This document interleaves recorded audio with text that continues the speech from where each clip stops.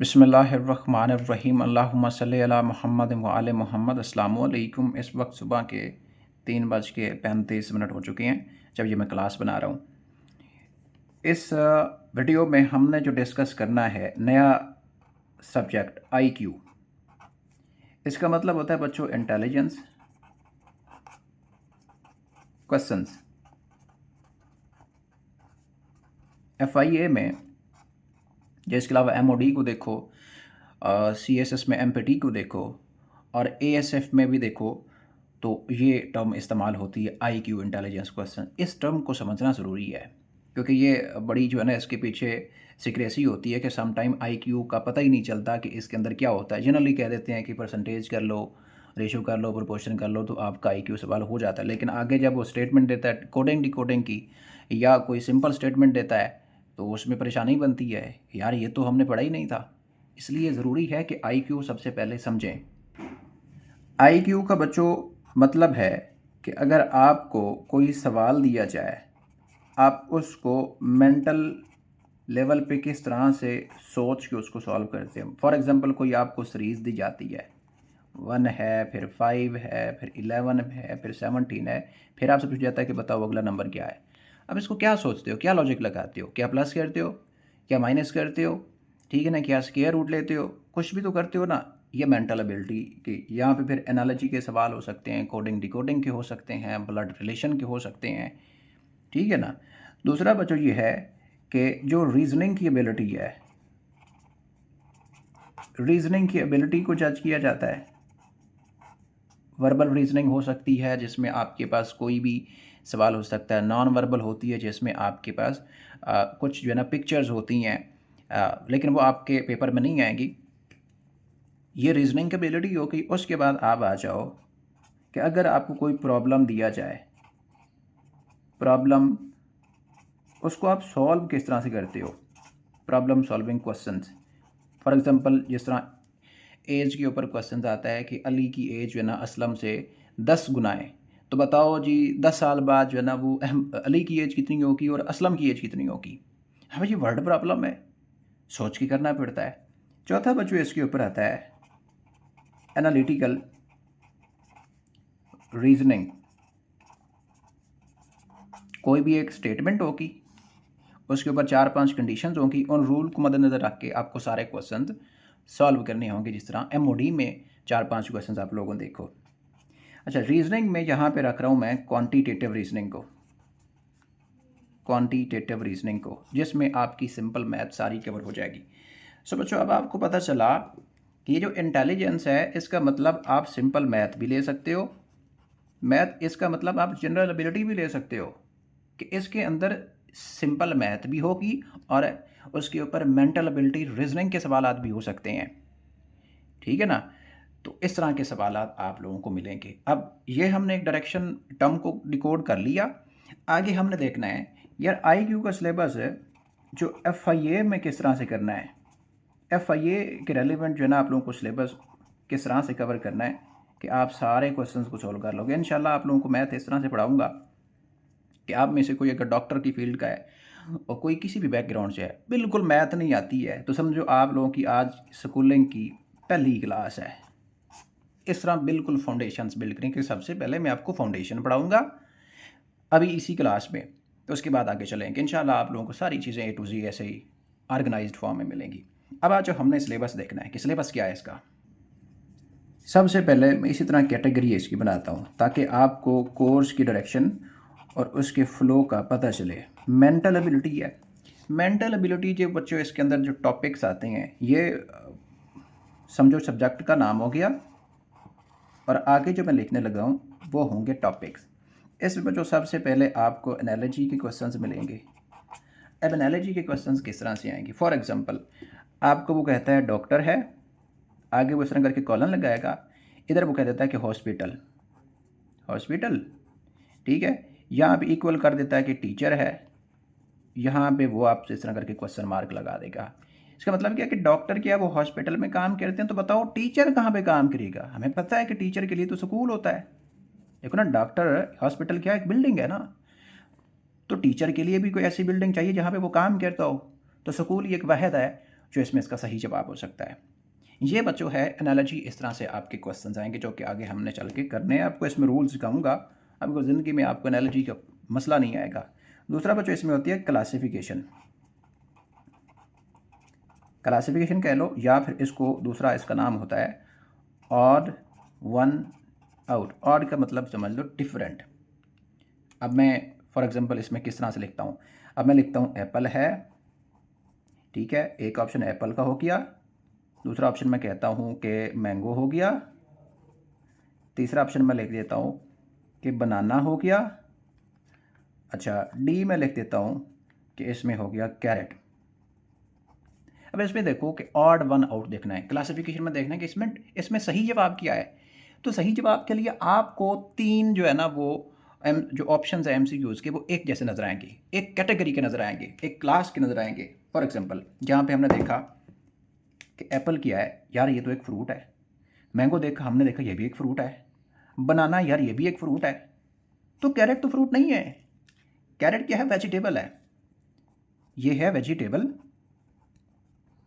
और ये तीनों क्या है, फ्रूट हैं। इसका मतलब ये तो एक ही क्लास के हो गए, भले कुछ और भी लिख दें।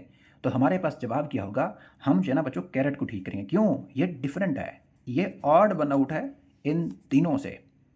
इस तरह करके क्लासिफिकेशंस के आपके पास जो है ना वो क्वेश्चन आ रहे होते हैं, ठीक है।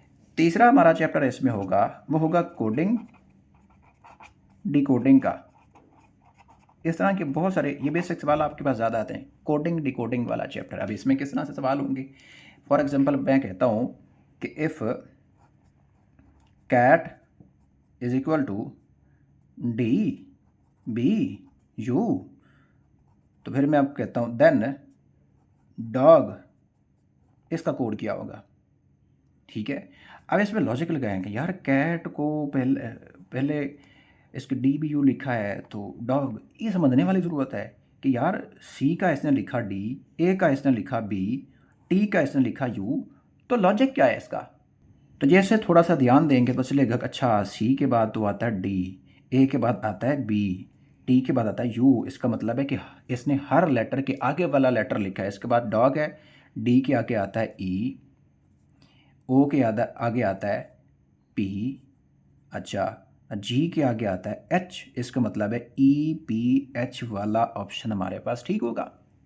वो इस तरह भी लिख सकता था, कैट इज इक्वल टू 1 2 3। इधर कह सकता डॉग का बताओ। अब इसमें एक लॉजिक लगानी पड़ती है कि यार सी को उसने 1 कहा है, ए को उसने 2 कहा है, टी को उसने 3 कहा, कौन सा लॉजिक लगेगा। या फिर सम टाइम वो कह देता है XYZ। XYZ का कोड क्या है बच्चों, 2,42,526। अब वो आपसे पूछता है बचाओ जी ABC का क्या है। इधर आप लोग कंफ्यूज हो जाते हैं कि यार एक्स का उसने क्या किया है। तो सिंपल सी बात है, हमें पता है कि जो अल्फ़ाबेट है, अल्फ़ाबेट वो 26 हैं। अल्फ़ाबेट्स का मतलब होता है लैंग्वेज, अल्फ़ाबेट का मतलब होता है लेटर। जो 26 लेटर मिलके ये एक अल्फ़ाबेट बनाते हैं, हरूफ तहजी जिसको बोलते हैं। अगर यहाँ पे S लग जाएगा ना तो उसका मतलब होता है ज़बान, लैंग्वेज। तो देखो 23 नंबर पे क्या आता है, X आता है। 24 नंबर पे, 25 नंबर पे आता है Y आता है, और 26 नंबर पे आता है Z आता है। यही इसने इसको इकट्ठा करके लिख दिया। अब एक हमें पता है कि ये पहले नंबर पे आता है, B आता है दूसरे नंबर पे, C आता है। इसका मतलब इसका 123 वाला जवाब ठीक होगा। इस तरह करके कोडिंग डिकोडिंग होती है और इंतहाई आसान होती है। इसके बाद हमने इसमें देखना है ब्लड रिलेशंस। ब्लड रिलेशंस, अब ये आपकी है प्रैक्टिकल लाइफ में सारी चीज़ें। जिस तरह आप कहते हो, फॉर एग्जांपल कहते हो कि वो पूछता है कि जी आपके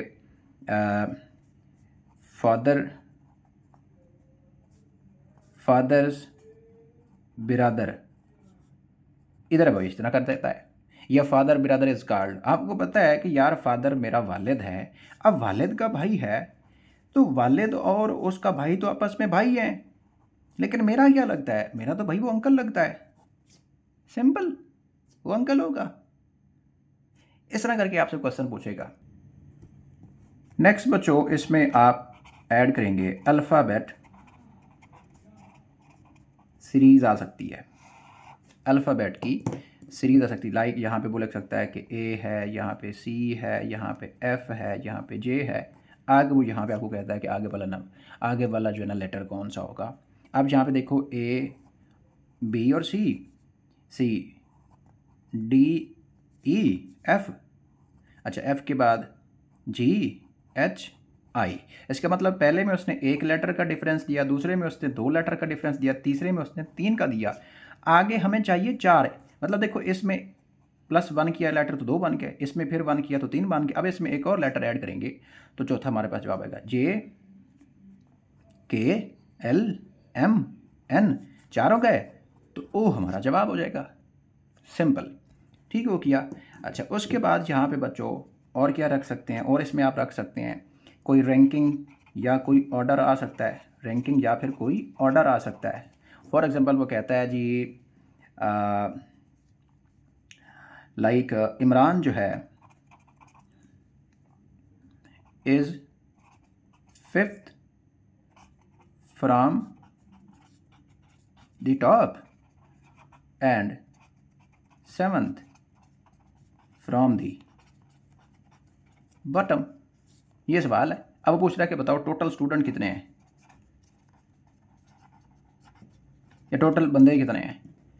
इस तरह के सिंपल से सवाल होंगे, लेकिन लॉजिक लगानी पड़ेगी यार। करना कैसे है इसको कि 5वें नंबर पे टॉप वाली साइड से है, बॉटम वाली साइड पे 7वें नंबर पे है, तो टोटल स्टूडेंट कितने होंगे, सही है ना।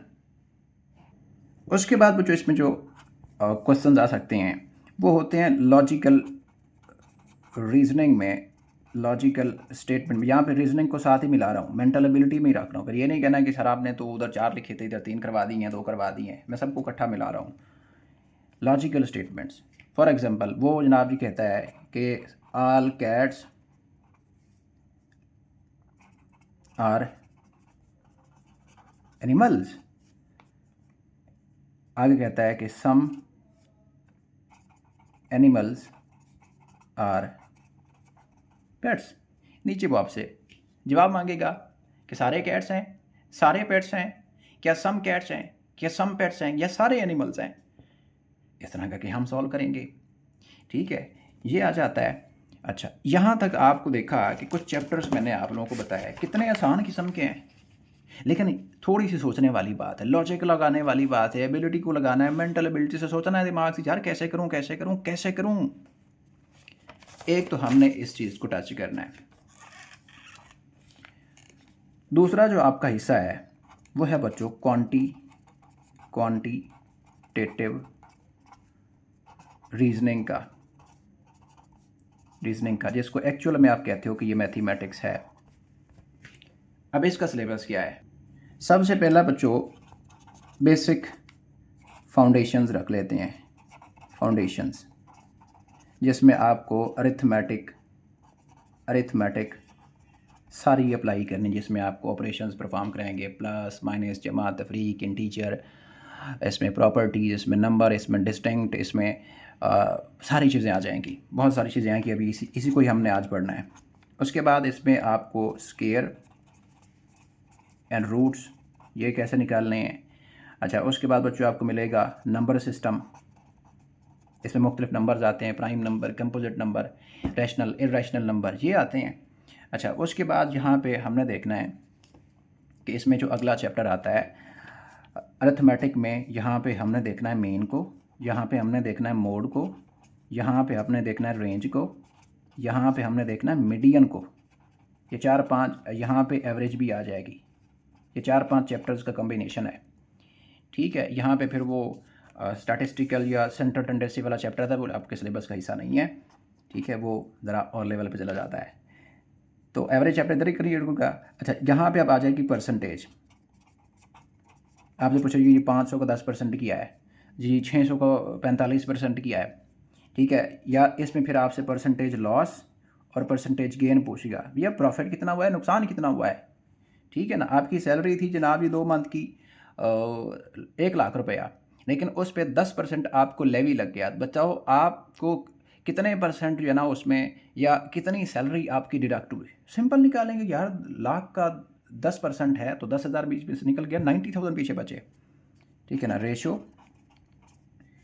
एंड प्रोपोर्शन का चैप्टर होगा इसमें, जिसमें आप प्रोपोर्शनल का चैप्टर, मीन प्रोपोर्शनल जो है ना, इस तरह करके फोर्थ प्रोपोर्शनल, थर्ड प्रोपोर्शनल ये भी पढ़ेंगे। लेकिन इसमें यहाँ पे बच्चों आपको डायरेक्ट प्रोपोर्शन और इनडायरेक्ट प्रोपोर्शन भी पढ़ना है, जिसको तरफैन और वस्तैन वाला कंसेप्ट आप लोग पढ़ते हो मैट्रिक में, ठीक है ना। अच्छा, उसके बाद बच्चों यहाँ पे आ जाएगा इंटरेस्ट वाला चैप्टर। इंटरेस्ट में आपको सिंपल इंटरेस्ट और कंपाउंड इंटरेस्ट, कंपाउंड इंटरेस्ट, सूद जिसको बोलते हो, सूद, ये वाला चैप्टर भी हमने देखना है। उसके बाद बच्चों यहाँ पे सिंप्लीफिकेशन का चैप्टर आएगा। सिंप्लीफिकेशन में अलजबरा कवर हो जाएगा, उसमें आपकी फ्रैक्शंस कवर हो जाएंगी, उसमें आपके डेसिमल्स कवर हो जाएंगे, उसमें आपके नंबर्स कवर हो जाएंगे, ठीक हो गया। उसके बाद बच्चों आ जाओ यहाँ पे टाइम, डिस्टेंस, स्पीड,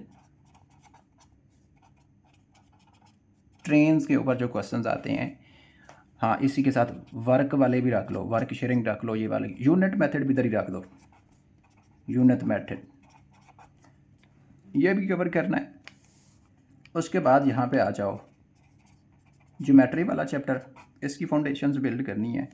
नेक्स्ट आपको मिलेगा एज के प्रॉब्लम्स, ये कवर करने हैं। उसके बाद बच्चों आपको ब्लड रिलेशन हमने पहले ही कवर कर लिया है। एक चैप्टर में यहाँ पे ऐड करूँगा सेट सिस्टम, जिसमें आप यूनियन सेट, इंटरसेक्शन सेट ये वाले पढ़ते हैं, एलिमेंट्स का कंसेप्ट पढ़ते हैं, वेन डायग्राम का कंसेप्ट पढ़ते हैं। ये वाली बच्चों मैथ्स कवर करनी है। ये एक्स्ट्रा लेवल का मैंने इसमें कोर्स रखा है। ये कोर्स होता है CSSP में इसके बच्चों के लिए। अब मैंने नाम लिया तो फिर इसमें जो कांस्टेबल हजरात है ये नहीं कहेंगे कि सर हमें तो 16 ग्रेड का करवा रहे हैं। मैं आप लोगों को जो 16 ग्रेड का करवा रहा हूँ ना, मैं आप लोगों को दिखाई दूँ, ठीक है ना, कि मैं आप लोगों को क्या करवा रहा हूँ। ये किताब देखी है, मैथमेटिक्स किताब है 10वीं क्लास की, ठीक है। ये मेरे पास आज भी मौजूद है, ठीक है, देख रहे हो। ये सिंपल आपकी मैथ यही वाली है। ये सिंपल सिंपल क्वेश्चन आप लोगों को आते हैं यार। ये सेट वाला चैप्टर आ गया सारा, यूनियन, इंटरसेक्शन, ठीक है ना, ये ऑपरेशंस हो गए, ये वेन डायग्राम वाले हो गए। अच्छा, ठीक है ना, इस तरह करके बच्चों आगे चलते जाओगे ना तो आपको सारे चैप्टर यहाँ पे, ये ज्योमेट्री पीछे आ गई, ट्रिग्नोमेट्री आ गई, ठीक है। तो मेरे पास तो सारी मैथ्स यही वाली है। अभी इधर 8वीं क्लास की भी पढ़ी होगी, मतलब पढ़ी है, इधर मेरे पास टेबल पे नहीं है। तो ये बच्चों आपकी कोर्स की डायरेक्शन है, ये आपका फ़्लो है। इतनी आपने मैथ कवर कर ली, इतनी मैथ सिंसियरली आप लोगों ने कवर कर ली, तो मेरे से लिखवा लो, मेरे से लिखवा लो। कभी भी आपका कोई इम्तिहान फेल नहीं होगा, 100% आप करके आओगे। मैथ ऐसी है जो कि आपको FIA के इम्तिहान में परवान भी कर सकती है और डुबा भी सकती है। देखो ना, 20 सवाल आपके 100 में से 20 सवाल आपने होने हैं मैथ के। कुछ क्वेश्चन बहुत बेसिक लेवल के होंगे, कुछ एवरेज लेवल के होंगे, मॉडरेट, कुछ क्वेश्चन होंगे आउट ऑफ बॉक्स। तो आउट ऑफ बॉक्स क्वेश्चंस को हल करने के लिए ये सारा सिलेबस कवर करना पड़ेगा सिंसियरली, बगैर किसी डॉजिंग के। काम चोरी वाला यहाँ पे काम नहीं है। काम करवाओ तो अच्छे से करवाओ, जो नहीं करवाओ तो बिल्कुल नहीं करवाओ। अब हमने यहाँ से आगे जाना है, अब हमारे कोर्स का फ्लो हो रहा है। ये मेंटल एबिलिटी को सीखने के लिए एनालॉजी कैसे करनी है, ये कोडिंग, डिकोडिंग, ये ब्लड ये कैसे कवर करनी है, इसके लिए सबसे पहले आपकी फाउंडेशन अच्छी होनी चाहिए इस वाले हिस्से की। तो इसलिए लिहाजा हम पहले इस हिस्से को कवर करेंगे। और आज हमारी जो क्लास है वो बच्चों ये वाली है, बेसिक फाउंडेशंस मैथ की कैसे कवर करनी है। अब यहाँ से हमने आगे जाना है। अब अगर कोई बच्चा कहेगा कि सर मेरे से तो नोट्स नहीं बनते हैं, तो नोट्स प्रोवाइड कर दें। अब इसके मैं क्या नोट्स प्रोवाइड करूँ यार, ये तो आप लोगों का काम है, इसको समझना है तो अपने तरीके से समझ के अपने तरीके से लिखना है ना। ये आप लोग कवर करेंगे। ये स्लाइड्स जो बन रही है मैं आप लोगों को शेयर कर दूंगा, लेकिन इनसे आप लोगों को समझ नहीं आएगी, क्योंकि मैं तो अपनी मर्जी से लिख रहा हूँ।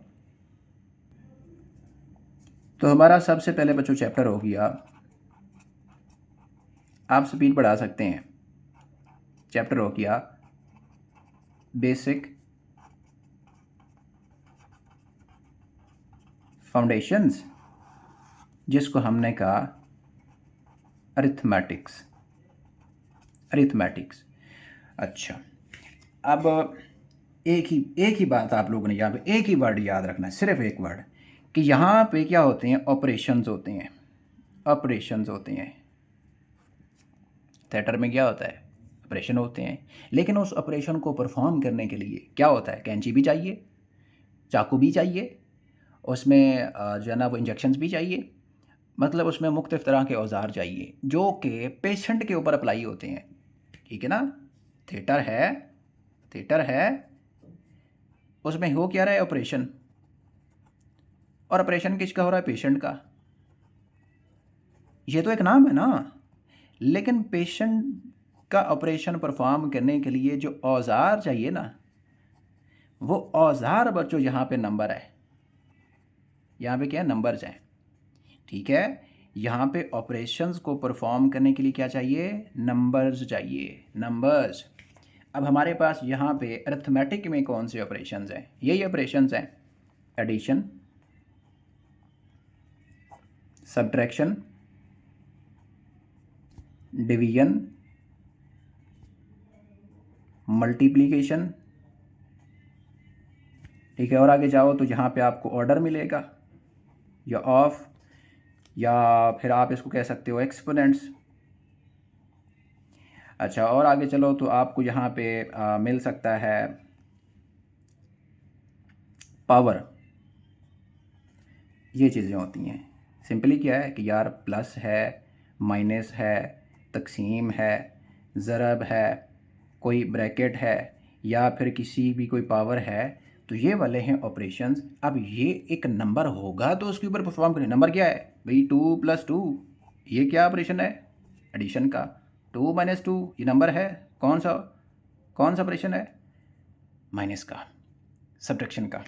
ठीक है, तो बेसिक अरिथमेटिक में बच्चों ऑपरेशंस परफॉर्म होते हैं नंबर के ऊपर। ये हमने यहाँ पे इसको हमने कवर करना। अब इसकी बेसिक्स क्या है, इसकी बेसिक्स क्या है, इसकी बेसिक्स बच्चों ये है। सबसे पहले मैं यहाँ पे लिखता हूँ 1 2 3 4 5 6 7 8 9। ये सारे क्या हैं, यहाँ से यहाँ तक ले चल, ये बच्चों हो गए इंटीजर्स, इंटीजर्स, या आप कह लो कि ये हो गए डिजिट्स। डिजिट्स नहीं कहो बल्कि इंटीजर्स कहो इसको। 1 से लेके 9 तक क्या है, इंटीजर्स। नेचुरल सिस्टम में मतलब कुदरत ने 1 से लेके 9 तक ही नंबर बनाए हैं। ठीक है, तो इनको आप कह सकते हो नेचुरल, नेचुरल नंबर। लेकिन मैथ वाला ख्वारिज़मी बड़ा ही कुछ सियाना था, उसने यहाँ पे ज़ीरो भी लगा दिया। जैसे ज़ीरो लगा तो इस ज़ीरो से लेके 9 तक इसका नंबर बना होल नंबर।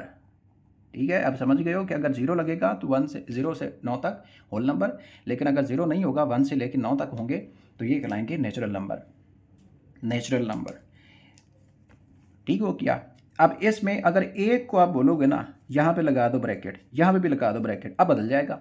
ब्रैकेट लग गई, ये पूरा का पूरा 0 से लेकर 9 तक बन गया सेट, सेट, क्योंकि कलेक्शन हो गई है ना, कितने नंबर की, 1 2 3 4 5 6 7 8 9 10, 10 नंबर की कलेक्शन हो गई। अगर 1 से काउंट करनी है तो 9 नंबर की कलेक्शन हो गई। ठीक है, एक कलेक्शन को सेट बोलते हैं। लेकिन अगर आप इंडिविजुअली पढ़ोगे ना, सिर्फ आप कहोगे कि मुझे सिर्फ चाहिए 5, तो सिंगल बच्चों ये यहाँ पे एज अ एलिमेंट काम करेगा। सिंगल को आप एलिमेंट कहोगे, पूरी कलेक्शन को आप सेट कहोगे। समझ गए हो बात को। पहली बात तो ये हो गई। दूसरी बात बच्चों ये है, जिस तरह तरतीब से मैं बना रहा हूँ, कोशिश में कर रहा हूँ कि आप लोगों के यहाँ पे नोट्स बनते चले जाएँ। सबसे पहली टर्म आप लोगों को याद रखनी है, वो है बच्चों कंसेक्यूटिव। कंसेक्यूटिव नहीं पढ़ना, consecutive, consecutive numbers, consecutive numbers. Consecutive numbers का मतलब होता है किसी भी टाइप के number, any type of numbers, any type of numbers, किसी भी तरह के नंबर। क्या मतलब है किसी तरह के नंबर, किसी भी तरह का नंबर का मतलब है यार ये भी हो सकते हैं, जैसे मैं लिखता हूँ 1 फिर 2 फिर 3 फिर 4, ये भी हो सकते हैं, ये भी कंसेक्यूटिव हो गए। अच्छा, मैं लिखता हूँ 2 फिर 4 फिर 6 फिर 8, ये भी नंबर हो गए। फिर मैं लिखता हूँ 1 3 + 5 फिर 7, ये भी नंबर हो गए। इसके अलावा 3 व 6 व 9 व 12, ये भी नंबर हो गए। अच्छा, उसके बाद मैं लिखूँ 100 फिर 50 फिर 25 और फिर 5, ये भी नंबर हो गए। अच्छा 1 लिखूँ, फिर 20 लिखूँ, फिर 40 लिखूँ, फिर 60 लिखूँ, ये भी नंबर हो गए। ये सारे के सारे कंसेक्टिव नंबर है। क्यों? देखो 1 के बाद आ रहा है 2, उसकी जगह बनती है। 2 के बाद आ रहा है 3, 3 के बाद आ रहा है 4, 4 के बाद 5 आएगा, 5 के बाद 6 आएगा, 6 के बाद 7 आएगा। ये चलते रहेंगे कि बाद एक के बाद एक आ रहे हैं, एक के बाद एक। 2 है, 2 के बाद 4 आ रहा है, 4 के बाद 6 आ रहा है, 6 के बाद 8 आ रहा है। देखो डिफरेंस कितना है, यहाँ पे भी 1 का था, यहाँ पे 2 का है। ये हो गया इवन, ये हो गया इवन नंबर। 2, 4, 6, 8, 10, जिस पे 2 का टेबल जाता है। ये हो गया सिंपल नंबर। देखो 1, 3, 5, 7 ये हो गए, ये बच्चों हो गए ऑड नंबर। ये हो गए ऑड नंबर, ये हो गए इवन नंबर। इसको आप सीरीज का नाम दे दो। अच्छा आगे देखो 3, फिर 6 है, फिर 9 है, फिर 12 है। 3 का मल्टीपल आ रहा है, इसका मतलब होगा ये हो गया मल्टीपल। मल्टीपल जिसको आप टेबल कहते हो, पहाड़े। 2 का टेबल, 3 का टेबल, 4 का टेबल, 3, 3, 1, 3, 2, 6, 3, 3, 9, 3, 4, 12, 3, 5, 15। ठीक हो गया। 100, फिर 50, फिर 25, फिर 5। ये कौन से नंबर हैं? ये बच्चों नंबर हैं जो कि डिसेंडिंग ऑर्डर में लिखे हुए हैं। डिसेंडिंग ऑर्डर मतलब क्या है कि पहले बड़ा है, फिर सबसे छोटा है, फिर उससे छोटा है, फिर उससे छोटा है। ठीक है। तरतीब नुज़ूली जिसको बोलते हो, इसको छोड़ दो, नुज़ूली सऊदी की तरफ ना जाओ। अच्छा यहाँ पे देखो 1 है, फिर 20 है, फिर 40 है, फिर सारे बढ़ रहे हैं। पहले छोटा, फिर उससे बड़ा, फिर उससे बड़ा, फिर उससे बड़ा। ये हो गया असेंडिंग ऑर्डर। Ascending order. ये इंटीजर भी हो गए। ये सारे बच्चों कंसेक्टिव नंबर्स हैं। इसी वजह से हमने लिखा एनी टाइप ऑफ नंबर। हो सकता है वो सीरीज हो सकता है वो इवन हो सकता है वो ऑड हो सकता है वो मल्टीपल हो। ठीक है, हो सकता है वो डिसेंडिंग ऑर्डर में हो सकता है वो असेंडिंग ऑर्डर में हो। तो कंसेक्टिव नंबर्स को आप लोगों ने याद रखना है। क्वेश्चन आएगा कि 3 कंसेक्टिव नंबर्स हैं, अननोन है, और टोटल उनका जनाब जी है 27। तो बताओ वो नंबर्स कौन से होंगे? तो वहाँ पे आपको ये सहारा लेना पड़ेगा। वहाँ पे आप लोग मेरी बात को याद रखेंगे। पहला नंबर हो गया x। अच्छा ये पहले नंबर को मैंने कह दिया x, ठीक है। 1 को मैंने कह दिया x। तो 2 कैसे आएगा भाई? 1 का डिफरेंस है ना, x प्लस 1 कर दूंगा ना तो मेरे पास ये अगले वाला नंबर आएगा। क्यों? x का मतलब है 1, तो 1 में 1 प्लस ऐड किया तो 2 बन गया ना। ठीक है जी। अच्छा यहाँ पे पहला नंबर है मेरे पास 2, ठीक है ना। x 2 हो गया, x 2 है। अगर इसमें 2 ऐड कर दूंगा तो मेरे पास बन जाएगा 4। तो x 2 है, 2 + 2 4। ठीक है ना, समझ गए बात को? तो आपसे इस तरह के पूछेगा कि 3 नंबर्स हैं, उसका सम 27 है, बताओ वो नंबर कौन से हैं। फिर आप लिखते हो कि पहला नंबर x हो गया, तो फिर दूसरा x + 1 हो जाएगा। अच्छा फिर तीसरा जो है ना x + 1 में फिर एक प्लस ऐड करेंगे तो तीसरा नंबर हो जाएगा। फिर इस तरह करके आप लोगों ने करना है। आगे चल के सिखाऊंगा आप लोगों को। ये कंसेक्टिव नंबर बहुत इंपॉर्टेंट हैं आपकी बेसिक अरिथमेटिक में। आई थिंक आप इस बात को मेरे को अच्छे से समझ जाओगे। ये पढ़ाने वाली चीज़ें नहीं हैं जिसमें आप लोगों को मैं खप रहा हूँ। अच्छा एक बात याद रखना, कभी भी फ्रैक्शन में कंसेक्टिव नंबर नहीं होंगे। फ्रैक्शन में कंसेक्टिव नंबर्स अप्लाई नहीं होंगे, कभी भी नहीं। मतलब 50/100 है ना, ये कंसेक्टिव नंबर नहीं है। इस तरह आपको करना पड़ेगा, क्योंकि इसका जवाब आएगा पॉइंट में। 0.5 पॉइंट में, डेसिमल में कभी भी आपको कंसेक्टिव नंबर नहीं मिलेगा। उसके बाद आ जाओ क्यूब। अब पहला कंसेप्ट हमने ये पढ़ा, दूसरा कंसेप्ट हम पढ़े हैं, दूसरी टर्म पढ़े हैं क्यूब। क्यूब का मतलब है कि एक नंबर है, उसी को 3 बार मल्टीप्लाई, नंबर को उसी नंबर से 3 बार मल्टीप्लाई करो। ठीक है। फॉर एग्जांपल कि मैं कहता हूँ कि 3 है, इसका मतलब है ये एक नंबर, यहाँ पे मल्टीप्लाई फिर 3, यहाँ पे मल्टीप्लाई फिर 3, 3 3 9 और 9 3 27। ठीक है, इसका मतलब है 3 का क्यूब क्या बनेगा? 27। अच्छा 2 है, 2 का क्यूब का बने, पावर में इस तरह करके लिखते हैं। 2 का क्यूब है, इसका मतलब है 2 को जितनी पावर है उतनी बार मल्टीप्लाई करना। ये नहीं करना 2 × 3 या 3 × 2, ये गलत है। जितनी बच्चों पावर है नीचे वाले, इसको बोलते हैं बेस, इसको बोलते हैं पावर, या फिर आप कह सकते हैं एक्सपोनेंट। तो बेस को पावर के साथ उतनी दफ़ा मल्टीप्लाई करते हैं जितनी उसकी पावर होती है। मतलब ऊपर है 3 तो 2 को 3 बार मल्टीप्लाई करेंगे। अगर ऊपर पावर होती 3 की पावर 3, इसका मतलब है 3 को 3 बार मल्टीप्लाई करना है। 3 मल्टीप्लाई 3 मल्टीप्लाई 3, ये 1 टाइम 2 टाइम 3 टाइम, ठीक है, याद रखना इस बात को। अच्छा, क्यूब ऐसे भी इस तरह बोलते हैं। फॉर एग्जांपल मैं अगर इस तरह बनाऊँ ना, ये हो गया, ये हो गया, ये हो गया क्यूब। इस तरह करके आप इसको डिवाइड कर सकते हो। क्यूब वाले बॉक्स नहीं देखते हो, उस तरह बने होते हैं, ठीक है। तो ऐसा नंबर जिसकी पावर 3 हो, ये कह सकते हो। आपको अलजबरा में इसी फॉर्म में जो क्वेश्चंस मिलेंगे इस तरह करके मिलेंगे। एक्स की पावर 3, ठीक है, एक्स की पावर 3, ये आप लोग करने पड़ेंगे। 4x की पावर 3 प्लस 2x की power 2 plus 5 is equal to 1। चलो जी, सॉल्व करो इसको, फैक्टराइजेशन करो इसकी। अलजबरा का क्वेश्चन इस तरह करके आपके पास सामने आएगा, तो आप लोगों को क्यूब का कंसेप्ट होगा, तो आपके पास स्क्वायर का कंसेप्ट होगा, तो आप कर पाएंगे इसको। तीसरा जो कंसेप्ट है डेसिमल का। डेसिमल का बच्चों सिंपल होता है पॉइंट, और पॉइंट ये होता है, ये वाला पॉइंट, ठीक है। इंग्लिश में इसको पीरियड बोलते हैं या डॉट बोल सकते हैं। असल नाम इसका पीरियड होता है, लेकिन मैथ में इसको बोलते हैं डेसिमल को पॉइंट। फॉर एग्जांपल मैं अगर ये नंबर लिखता हूँ 5, ये एक मैंने लिखा। अब यहाँ अगर मैं पॉइंट लगा दूँ 0.5, तो बच्चों यही है इसका डेसिमल। डेसिमल आप यहाँ पे फिर ज़ीरो लगाते हैं, 0.5, ठीक है। इसको इस तरह भी कर सकते थे 1/2, ठीक है। 1 को अंदर रखो, 1 को अंदर रखो, इसको इस तरह करके डिवाइड करो। 2 1 पे नहीं जाता, फिर यहाँ पे डॉट लगाओ, ठीक है ना, यहाँ पे भी डॉट लगाओ, अब पॉइंट लगाओ, यहाँ पे 0 का उतारा लो। अब 10 बन गया, 2 1 और 2 2 5, तो 5 का टेबल इधर गया, 10 बन गया, 0 बच गई, तो इसका मतलब है 0.5 इसका जवाब आ गया। ये है डेसिमल। इस सिस्टम को डेसिमल सिस्टम बोलते हैं, ठीक है। पॉइंट की इस प्लेसिंग सिस्टम को डेसिमल सिस्टम बोलते हैं। आप इसको इस तरह से लिखते हो। असल में ये क्यों लिखा है मैंने इसमें, ये चीज़ समझने वाली है। इसमें एक कंसेप्ट छुपा हुआ है। ये बेसिकली असल में ऐसे है कि मैं एक दायरा बनाऊं। दायरा क्या है, ये होल है, ये होल है ना। जिस तरह मैं कह सकता हूँ कि मेरे पास ऐसी कोई चीज़ नहीं है। चलो, ये पूरा क्या हो गया, एक होल हो गया, मतलब एक कंप्लीट फिगर हो गई। अब मैं इसके दो हिस्से कर दिए।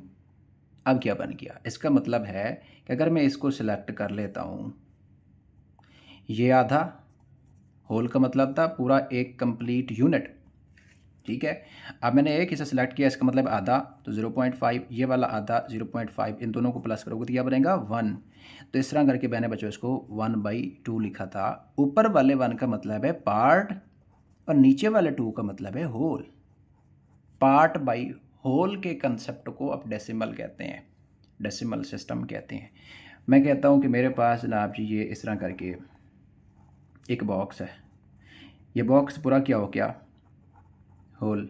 अब इसके मैं पार्ट्स बना रहा हूँ, 2 पार्ट हो गए, ठीक है। 2 पार्ट हो गए। अब ये देखो 4 पार्ट हो गए। टोटल कितने हो गए, ये 1 ये 1 ये 1 1, होल कितना बना 4। अब अगर मैं जितने सिलेक्ट करना चाह रहा हूँ उतने में लिखूंगा। 1 सिलेक्ट किया तो 1/4, इसका मतलब है कि मैंने 4 में से एक को हिस्से को सिलेक्ट किया है। तो 4 में से एक हिस्सा सिलेक्ट किया तो 25%, ये भी 25%, ये भी 25%, ये भी 25, ये भी 100% को आप कह सकते हो होल होता है। एक बात सिंपल में ये होता है। थोड़ा सा मैं और इसको आगे करूं, तो ऊपर वाला जो हिस्सा है, अगर इसको 1/2 में लिखूं ना, ये ऊपर वाला अपर पार्ट, सारी चीज़ें मैं आप लोगों को बच्चों की तरह समझा रहा हूँ। अपर पार्ट को हम कहते हैं बच्चों कि ये है न्यूमरेटर, नॉमिनेटर भी कह लो तो कोई मसला नहीं है, न्यूमरेटर। अच्छा, लोअर पार्ट जो है, लोअर पार्ट, इसको बच्चों आप कहते हो डिनोमिनेटर, न्यूमरेटर और डिनोमिनेटर। अब इस तरह का कंसेप्ट अगर सवाल में आ जाए तो आप लोगों ने कंफ्यूज नहीं होना। चौथा कंसेप्ट है हमारा, वो है बच्चों डिजिट्स का। डिजिट्स मैंने वही कहा कि 1 2 3 4 5 6 7 8 9। यहाँ से यहाँ तक क्या है, डिजिट्स, जिसको हमने कहा कि नेचुरल नंबर्स डिजिट्स हो गए। इसी के साथ अगर मैं पांचवें कंसेप्ट को रिप्रेजेंट करूँ ना, उसका बच्चों होता है कि नंबर और डिजिट में फ़र्क क्या है। ठीक है ना, अगर मैं इसको इस तरह करके लिखता हूँ तो ये बच्चों नंबर है। डिजिट तो आप एक को पढ़ रहे हो, फिर 2 अलग है, फिर 3 अलग है, फिर 4 अलग, सारे अलग अलग हैं। लेकिन यहाँ पे 421 एक पूरा नंबर है, इसको आप बोलेंगे नंबर है। अब नंबर में एक डिजिट 1 का है, एक डिजिट 2 का है, एक डिजिट 4 का है, 3 डिजिट मिलकर यहाँ पे एक नंबर बना रहे हैं। अब मैं यहाँ पे इसको कर देता हूँ 10 + 15 + 25, तो क्या बनेगा 25 और 25 50, और ये एक नंबर है जो मल्टीपल डिजिट्स के मिलने से बना है। ठीक है, तो इसमें आप ये कह सकते हो कि इसमें 3 डिजिट्स हैं, इसमें 2 डिजिट्स हैं, 2 डिजिट्स हैं। ठीक है, तो डिजिट को आपस में प्लस करोगे तो नंबर बनेंगे। इन नंबर को आगे पढ़ने का तरीका है, इन नंबर्स को आगे पढ़ने का तरीका है। अब मैं आपको यहाँ पे लेके जा रहा हूँ यूनिट, 10, 100, 1000, 10,000। ठीक है, इस तरह करके हमने आगे जाना है। समझ गए हो बात को? देखो, ये मेरे पास एक कॉइन है, मैंने इसको कहा 1 यूनिट। ये दूसरा कॉइन हो गया, तीसरा हो गया, चौथा हो गया, पाँचवा, छठा, सातवां, आठवां, नौवां। ये पहला यूनिट, ये दूसरा यूनिट, ये तीसरा, ये चौथा, ये पाँचवा यूनिट, ये छठा यूनिट, ये सातवां, ये आठवां, ये नौवां। जैसे मैं इसमें एक ऐड करूँगा 10वां, 10वां को आप 10वां यूनिट नहीं पढ़ोगे। जैसे बच्चों 10 हो जाएंगे, 10 को आप 10 कहोगे। समझ गए हो बात को? 9 तक आप यूनिट कह सकते हो, क्यों? हमारे पास डिजिट ही 9 है, आगे 10वां है ही नहीं, ज़ीरो यहाँ पे शामिल ही नहीं हुई। ज़ीरो लगाएंगे तो ये होल नंबर बनेगा, नेचुरल नहीं बनेंगे। हम नेचर में ये कह रहे हैं कि 9 तक तो ये सारे यूनिट होते हैं, लेकिन जैसे 10 बनेगा, ठीक है, 0 2 3 4 5 6 7 8 9 10। ठीक है, ये क्या हो गया बच्चों? यूनिट्स कितने यूनिट्स हैं? 10 यूनिट को आप एक 10 का कंसेप्ट देते हो। समझ गए हो? तो इसलिए आप एक होता है तो आप पढ़ते हो, क्या पढ़ते हो भाई? उर्दू में बताऊं तो इकाई, इसको पढ़ते हो, इसको पढ़ते हो दहाई, इसको पढ़ते हो सैकड़ा, इसको पढ़ते हो हज़ार, आगे वाले को पढ़ोगे 10,000, फिर आगे वाले को पढ़ोगे लाख, फिर 10 लाख। ठीक है ना, हम इंटरनेशनल स्टैंडर्ड को देख रहे हैं। 10, ये एक 10 हो गया, इसका मतलब होता है 10। ठीक है, 10 ये है। अब मैं 2 3 4 5, 1 2 3 4 5, अब ये भी 10 यूनिट्स हो गए। ठीक है, 10 यूनिट्स हो गए, ये भी एक 10 के इक्वल हो गए, 10 ये भी हो गए। ठीक है ना, अब देखो मैं इसको प्रैक्टिकली कैसे अप्लाई करता हूँ। मैं अब लिखता हूँ 425, ये एक नंबर मैंने लिखा है। अब मैं कहूँ ना कि इसको कैसे पढ़ना है, तो आप इस तरफ चलोगे पढ़ना, इस तरफ नहीं चलना। ठीक है, राइट से लेफ्ट की तरफ जाना है। पहले इसको पढ़ोगे, अच्छा ये तो हो गया यूनिट, हमें पता है एक यूनिट है। ये हो गया 10, क्योंकि ना देखो ना 2 हो गया ना, 25 है 10। आगे वाले को आप पढ़ोगे 100। ठीक है, 100 क्या है? देखो 4 हो गया, इसको मल्टीप्लाई किया हमने 100 के साथ, क्योंकि नाम इसका 100 है ना, प्लस 2 है, इसको हमने मल्टीप्लाई किया 10 के साथ, क्योंकि हमने 10 लिखा है ना इसको, प्लस 5 है, इसको हमने मल्टीप्लाई किया यूनिट के साथ, यूनिट का मतलब है 1। ठीक है, 4 × 100 400, प्लस 2 × 10 20, प्लस 5 × 1 5। अब देखो 400 + 20 420, प्लस 5 तो क्या बन गया 425। इस तरह करके बच्चों आप करते हो ये समझ गए हो बात को। एक और नंबर लेते हैं, लाइक अब मैं लिखता हूँ 7385। तो आप इसको कहोगे कि ये यूनिट है, इसको कहोगे कि ये 10 है, इसको कहोगे कि ये 100 है, इसको कहोगे कि ये 1000 है। ठीक है, अब मैं इसको लिखता हूँ 7 है तो मल्टीप्लाई क्या करना है 1000, फिर आगे क्या लेना है प्लस। 3 है, हमने क्या किया 100, आगे मल्टीप्लाई करना है 100, फिर आगे 8 है, 8 को हमने कहा कि ये 10 है, आगे मल्टीप्लाई करना है 10, आगे 5 है, इसको हमने यूनिट के साथ 1 के साथ मल्टीप्लाई किया।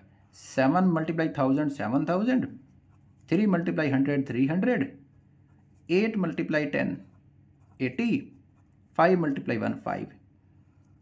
अच्छा 7000 प्लस 300, 7300 प्लस 80 प्लस 5 85। समझ गए बात को। इस तरह करके आप लोगों ने पढ़ना होता है इसको। अब इस कंसेप्ट को मैं अब अप्लाई करता हूँ कंपैरेटिव एग्जाम पे। क्या आप लोगों से सवाल किस तरह से पूछेगा, कंसेप्ट भी हो जाएगा और सवाल भी हो जाएगा। यूनिट को बच्चों हमने क्या कहा, ये होता है 1, ठीक है। 10 को हमने देख लिया, 100 को देख लिया, 1000 को देख लिया, यहाँ से हमने आगे बढ़ना है। अच्छा अगर पावर में लिखो, पावर में मेन मसला ही पावर का होता है। यहाँ पे पावर में लिखो तो ये 10 की पावर 0 होती है। आपको पता है कि जिस भी नंबर की पावर 0 हो तो उसका मतलब होता है 1, ठीक है। उसका मतलब क्या होता है हमेशा 1। आप 100 की पावर लो ना 0, इसका मतलब है 1 के इक्वल। 1000 की पावर लो ना 0, तो इसका मतलब है 1 के इक्वल। नंबर चाहे जितना भी बड़ा हो, लेकिन अगर पावर 0 है तो उसका मतलब है 1, ठीक है। तो 10 की पावर ये 1 बनेगा, ये 10 की पावर 2 बनेगा, ये 10 की पावर 3 बनेगा। 1000 हो गया। अब यहाँ पे मैं इसी को तरतीब लिख रहा हूँ। 10 की पावर 1 इज इक्वल टू 1, 10 की पावर 1 इज इक्वल टू 10, 10 की पावर 2 इज इक्वल टू 100, 10 की पावर 3 इज इक्वल टू 1000, 10 की पावर 4 इज इक्वल टू, देखो ना 10,000, 10 की पावर 5 इज इक्वल टू 100,000, जिसको आप लाख बोलोगे, ठीक है। 10 की पावर 6, अच्छा जी अब प्रॉब्लम स्टार्ट होने लगी है। 10 की पावर 6 को क्या पढ़ेंगे, 100,000 तो हमने कर लिया। अच्छा 100,000 ये काम नहीं करना, इसको बच्चों आप कहेंगे मिलियन, मिलियन। अच्छा 10 की पावर 6 इसको आप कहेंगे 10 मिलियन, ठीक है। 10 की पावर 7 इसको आप कहेंगे 100 मिलियन, 10 की पावर 8 इसको बच्चों आप कहेंगे बिलियन। तो यहाँ पे हम एक छोटी सी मिस्टेक कर रहे हैं। देखो यहाँ पे भी हमने मिलियन की भी 6 पावर कर दी है, आगे फिर 10 मिलियन की 6, यहाँ पे आएगा 7, यहाँ पे आएगा 8, यहाँ पे आएगा 9, तो 10 की पावर 9 क्या बनेगी, बिलियन। अच्छा 10 की पावर 10 क्या बनेगी, 10 बिलियन। 10 की पावर 11 क्या बनेगी, 100 बिलियन। 10 की पावर 12 क्या बनेगी, ट्रिलियन। 10 की पावर 13 क्या बनेगी, ये बच्चों बनेगी ट्रिलियन। हो गया तो ये बन जाएगा 10 ट्रिलियन। 10 की पावर 14 क्या बनेगी, अब 10 ट्रिलियन के आगे आ गया 100 ट्रिलियन। अब 100 ट्रिलियन के आगे क्या करेंगे, यहाँ तक तो ठीक है। पीपीएससी का जो फेवरेट सवाल है वो मैं लिख लेता हूँ रेड मार्कर से। आपसे पूछता है 10 की पावर 15